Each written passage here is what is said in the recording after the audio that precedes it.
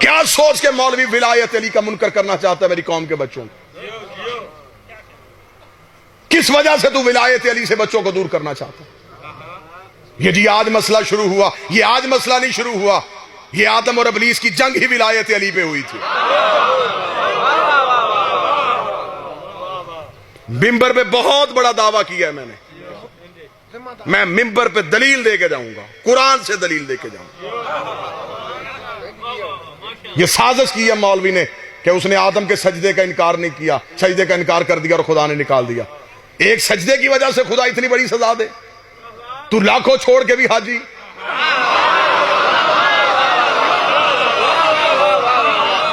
صرف جی اس نے ایک سجدہ نہیں کیا اور خدا نے اٹھا کے بھگا دیا؟ نہ خان جی نہ، ظلم نہیں ہم ہونے دیں گے۔ سجدے کے پردے میں بات کوئی اور تھی،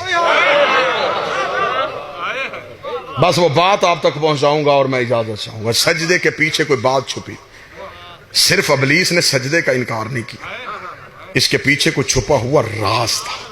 اتنی بڑی لڑائی ہو گئی اور آج تک وہ لڑائی چل رہی ہے اللہ کی اور شیطان کی۔ بھئی آج تک چل رہی ہے نا، رحمان اور شیطان کی لڑائی آج تک چل رہی۔ اتنی لمبی لڑائی کسی چھوٹی بات پہ نہیں ہوتی۔ اللہ اتنا بھی بے نیاز نہیں کہ آدم کے پیچھے اتنی بڑی لڑائی لے لے۔ اللہ نے آدم کی وجہ سے اتنی بڑی لڑائی نہیں لی، اور قرآن سے پوچھتے ہیں کہ لڑائی کی وجہ کیا بنی تھی۔ خدا نے کہا فَإِذَا سَوَيْتُ وَنَفَخْتُ فِيهِ مِن رُوحِي فَأَقَعُوا لَهُ سَاجِدِينَ۔ اے ابلیس توجہ میری طرف کریں گے تو میں سرکار سنیں، وجہ بتاؤں لڑائی کی۔ اے ابلیس، جب میں آدم میں اپنی روح پھونکوں فَأَقَعُوا لَهُ سَاجِدِينَ تو تم سارے فرشتے سجدہ کر دینا۔ قرآن ممبر پہ لے کے، اور خدا نے قرآن میں کہا کہ آدم کو سجدہ نہ کرنا، نہ آدم کو سجدہ نہ کرنا۔ حیات القلوب میں علامہ مجلسی نے کہا ہے کہ سجدہ کروانے سے کئی ہزار سال پہلے خدا آدم کو بنا چکا تھا۔ آدم کا پتلا بنا کے خدا نے عرش کے چوک میں رکھا ہوا تھا، فرشتے گزرتے تھے لیکن سجدے کا حکم نہیں تھا۔ اس کا مطلب کہ سجدہ تو آدم کو ہوا ہی نہیں۔ اگر سجدہ آدم کو ہونا ہوتا تو جب آدم بنایا تھا اسی وقت ہو جاتا۔ اس کا مطلب کہ سجدہ خان صاحب آدم کو نہیں، میں لڑائی کی وجہ سنانے لگا ہوں، ہے نا ذہن جی، میں لڑائی کی وجہ سناؤں۔ اس کا مطلب کہ سجدہ آدم کو نہیں، خدا نے کہا جب میں آدم میں اپنی روح پھونکوں پھر سجدہ کر دینا۔ اس کا مطلب کہ سجدہ آدم کو نہیں، سجدہ روح کو ہوا تھا۔ انکار آدم کا نہیں، انکار روح کا ہوا تھا۔ میں نتیجہ نہیں، میں جگر نکال کے تمہارے ہاتھ پہ رکھنے لگا ہوں اور عدل کا ترازو تمہارے ہاتھ پہ دینے لگا ہوں، اور میں نے پہلے جملہ کہہ دیا تھا کہ تمہارے شہر کے چہرے پہ کچھ ناحق داغ ہیں، کچھ ناحق دھبے ہیں، وہ دھبے میں مٹانے کے لیے آیا ہوں، تائید مجھے آپ کی چاہیے، وہ داغ میں مٹانا چاہتا ہوں۔ اس ویڈیو کے ذریعے سے یہ مجلس پوری دنیا میں دیکھی جا رہی ہے، کم از کم پوری دنیا میں جہاں جہاں جس شہر جس گلی محلے میں بیٹھا ہوا کوئی مومن اس مجلس کو سن رہا ہوگا، اسے پتا ہوگا کہ سرگودا میں عقیدہ پڑھا بھی جاتا ہے، عقیدہ سنا بھی جاتا ہے، عقیدے میں لوگ بولتے بھی ہیں، عقیدے کی تائید بھی کرتے ہیں۔ تمہارے ہاتھ گواہی کے طور پہ ولایت علی کے مقدمے پہ درج ہو جائیں گے۔ خدا نے کہا جب میں آدم میں اپنی روح پھونکوں تب سجدہ کر دینا۔ اس کا مطلب کہ سجدہ آدم کو نہیں، سجدہ اس روح کو ہوا تھا۔ انکار آدم کا نہیں، انکار اس روح کا ہوا تھا۔ قرآن ممبر پہ لے کے آ، مولوی کا گریبان میرے ہاتھ میں دے، میں قرآن سے اسے نکال کے دکھاؤں۔ پہلے قرآن سے پوچھ یہ روح ہے کیا؟ آواز پروردگار ہے میرا حبیب تجھ سے پوچھے گا یہ روح کیا ہے؟ کہہ دینا وقل روح من امر ربی، تو فوراً کہہ دینا روح اللہ کا امر ہے، روح اللہ کا امر ہے۔ اس کا مطلب کہ سجدہ آدم کو نہیں، سجدہ اللہ کے امر کو ہوا تھا۔ انکار آدم کا نہیں، انکار اللہ کے امر کا ہوا تھا۔ کس منہ سے علی کو نماز سے نکالے گا؟ وہ ایک امر کا انکار کر کے لعنتی بن گیا، تو پورے اولل الامر کا انکار کر رہا۔ اس نے ایک امر کا انکار۔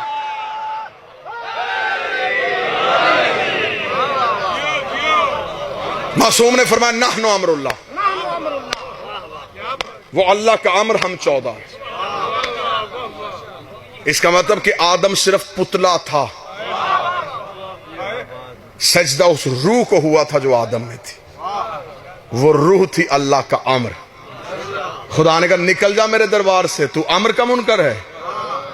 تو نے امر سے انکار کیا. خدا نے اسے نکالا اور وہ دروازے پہ کھڑا. خدا نے کہا جا کیوں نہیں رہا؟ اس نے کہا سجدوں کا اجر. خدا نے کہا ضائع ہو گئے, یہاں تھک گئے ہیں, یہاں پیچھے چلے گئے.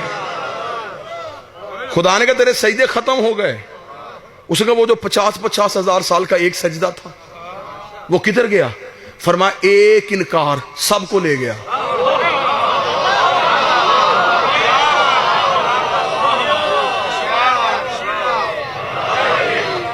پچاس ہزار سال کا حیات القلوم علامہ مجلسی نے لکھا 50,000 سال کا یہ ایک سجدہ کرتا تھا.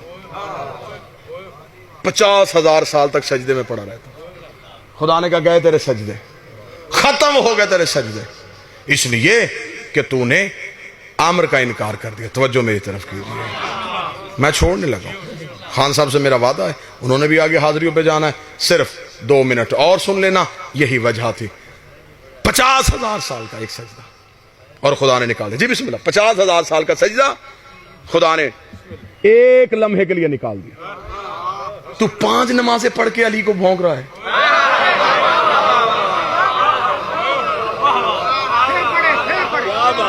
اس نے 50,000 سال کا سجدہ کیا, اتنے لاکھ سال کی عبادت اور خدا نے نہیں دیکھی. تو 5 نمازیں 15 منٹ کی عبادت کر کے علی کو بھونک رہا ہے کہ میں علی کا منکر ہو کے نمازیں پڑھ کے اللہ کے ساتھ بخشش کی شفاعت لے لوں گا. خدا نے کہا فوراً نکل جا. اس نے کہا پھر ٹھیک ہے, اگر میری اور تیری دشمنی اسی وجہ سے ہوئی ہے نا تو پھر ٹھیک ہے, پھر مجھے مہلت دینا, میں مقابلہ کروں گا. خدا نے کہا مقابلہ کیا کرے گا؟ لوگوں کو نمازیں چھڑوائے گا, روزے توڑوائے گا, حج سے نکالے گا, میرا کعبہ گرائے گا. میرا مقابلہ تو کر کیسے سکتا ہے؟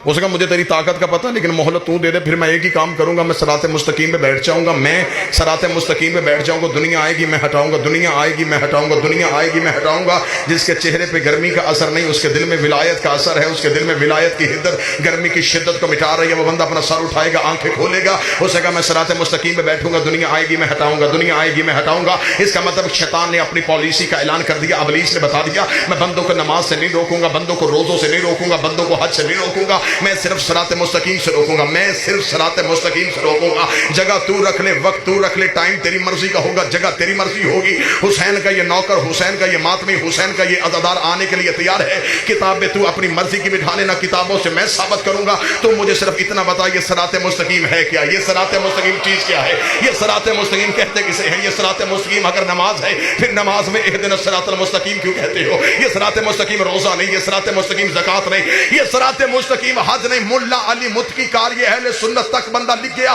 کنز الایمان کے صفحہ نمبر 258 کے مدینے کی مسجد میں ایک بندے نے آ کے نبی سے پوچھا یا رسول اللہ ما ھذا صراط مستقیم, یہ صراط مستقیم کیا؟ ابھی نبی نے بولے تھے یہ مسجد کے دروازے پہ ابو طالب کا بیٹا علی آ گیا.